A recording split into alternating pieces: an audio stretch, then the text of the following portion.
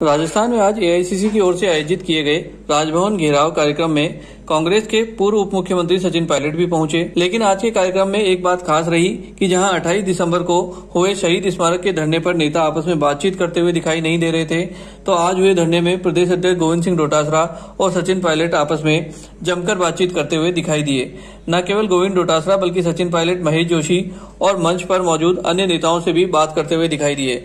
इस दौरान सचिन पायलट ने सभा को संबोधित करते हुए कहा कि केंद्र सरकार ने पहले मध्यम वर्ग पर आक्रमण किया, फिर कर्मचारियों पर वार किया, फिर नौजवानों और छात्रों पर हमला किया। लेकिन इस बार केंद्र सरकार ने बड़ी गलती ये कर दी है कि इस बार उन्होंने आक्रमण देश के अन्नदाता किसान पर कर दिया है, जो बर्दाश्त के बाहर है। पायलट ने कहा कि जब देश में लॉकडाउन हुआ था तो पूरे देश में फैक्ट्रियां, उद्योग धंधे सब बंद हो गए थे।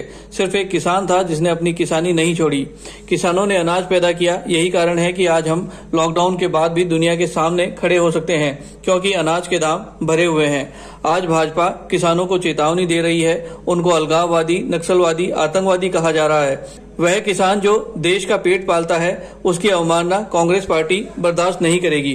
पायलट ने कहा कि किसानों के लिए सोनिया गांधी और राहुल गांधी ने देश के 24 अलग अलग विचारों वाले राजनीतिक दलों को किसानों के मुद्दे पर कानून का विरोध करने के लिए इकट्ठा किया है, लेकिन केंद्र सरकार अब भी अपनी जिद पर अड़ी है। अब केंद्र की भाजपा सरकार अगर जिद नहीं छोड़ेगी तो फिर इनका इलाज करना पड़ेगा, क्योंकि मैं समझता हूं कि प्यार मोहब्बत से शांतिपूर्वक तरीके से जो हल ढूंढने की कोशिश किसान भाई कर रहे हैं, उसमें अब तक कोई कामयाबी नहीं मिली है।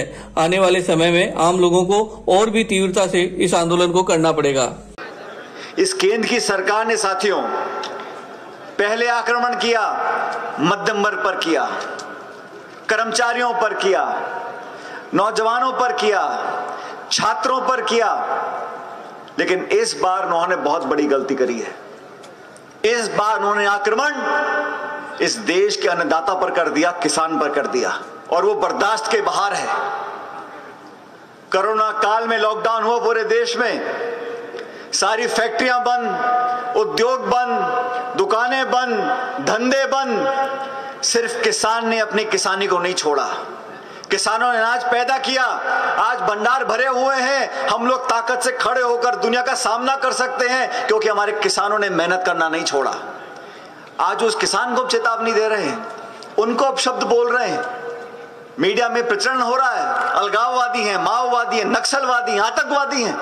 वो किसान जो देश का पेट पालता है, उसकी अवमानना हम कांग्रेस पार्टी बर्दाश्त करने वाले नहीं है। 24 राजनीतिक दल देश में, आपस में हमारे अलग अलग विचार हो सकते हैं, लेकिन किसानों के मुद्दों पर, इन कानूनों का विरोध करने के लिए सोनिया गांधी जी, राहुल गांधी जी ने देश की 2 दर्जन पॉलिटिकल पार्टीज को इकट्ठा किया है। एनजीओ हो, किसान संगठन हो, राजनीतिक दल हो, नेता हो, सबकी धारणा यह है, लेकिन जिद पर जो सरकार अड़ी है, उस जिद का तो एक ही इलाज है। अभी मनस लालचंद जी ने बोला और नेताओं ने बोला, अब जिद नहीं छोड़ेंगे तो फिर इलाज भी करना पड़ेगा। क्योंकि मैं नहीं समझता हूं कि प्यार मोहब्बत से, शांतिपूर्ण तरीके से अब तक जो हल ढूंढने की कोशिश हमारे किसान भाई कर रहे हैं, उसमें कुछ कामयाबी मिली है।